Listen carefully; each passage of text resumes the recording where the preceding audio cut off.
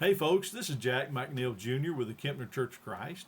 And we've been looking at the Sermon on the Mount, and we've been studying a section here in Matthew chapter 5 that I've labeled a better righteousness. The theme of that is found in verse 20, where he says that unless your righteousness shall exceed the righteousness of the scribes and the Pharisees, ye shall in no case enter into the kingdom of heaven.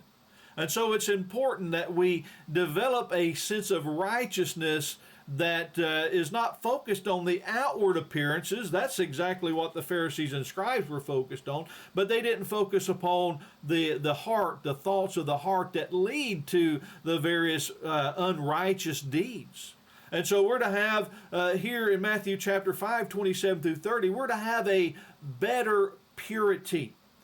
It says there, beginning in verse 27, you've heard that it was said by them of old time, thou shalt not commit adultery. But I say unto you, that whosoever looketh on a woman to lust after her hath committed adultery with her already in his heart. Of old, he says that, the scriptures say, do not commit adultery. Thou shalt not commit adultery.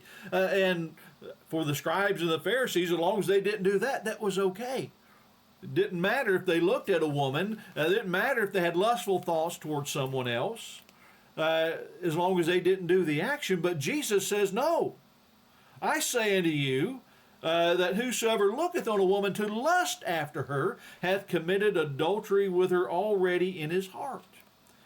And he goes on to state the seriousness of the matter by exaggerating a point here. But he says, if thy right eye offend thee, pluck it out and cast it from thee, for it is proper for thee that one of thy members should perish, and not that thy whole body should be cast in hell. And he says the same thing about your hand. You're better off he says, that one of thy members should perish, that thy whole body not be cast into hell. So again, he's talking about the seriousness of the matter. When we allow the lust of the eyes to develop into the lust of the flesh, then both are wrong, but you see, one leads to the other. And so Jesus says, whosoever looketh after a woman to lust after her. The idea here is of leering or ogling, objectifying. It's the lust of the eyes, imagining the fulfillment of the lust of the flesh. He says you've committed adultery in the heart.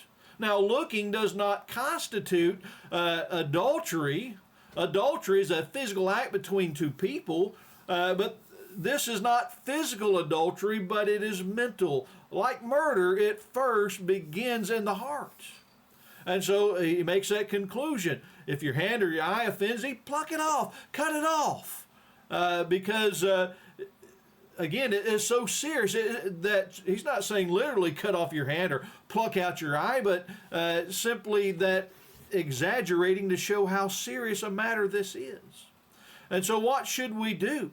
When, as a man walking down the street, you see a beautiful woman, she is not dressed modestly, or maybe she is dressed modestly, and you're tempted to allow your thoughts to go places they shouldn't.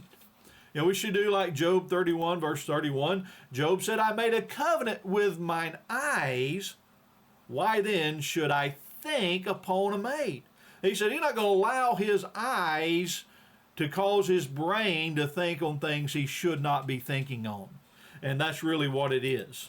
And so, we're to, as they say in the Coast Guard, keep your eyes in the boat. Keep your eye on what's important. Keep your eye on what you're doing. And not be distracted by those things that are around us. Instead of looking at women, you see a beautiful woman, well, look down and start seeing if you can find some money on the ground, if that's what you need to do. We read in the Beatitudes earlier that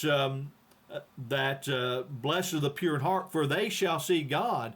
Oglers, you may see some things that fulfill the lust of the flesh and the lust of the eyes, but you will not see God. And so then the question comes up sometimes, who is responsible? This applies equally to men and to women. The one who looks is 100% responsible for their own actions. The one who is looked at needs to be sure that what they are wearing is modest, though. Fashion doesn't dictate modesty.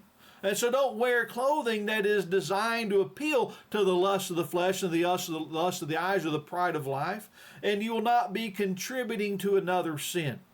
And so our purity must exceed that of the scribes and the Pharisees. We must consider the heart and change the hearts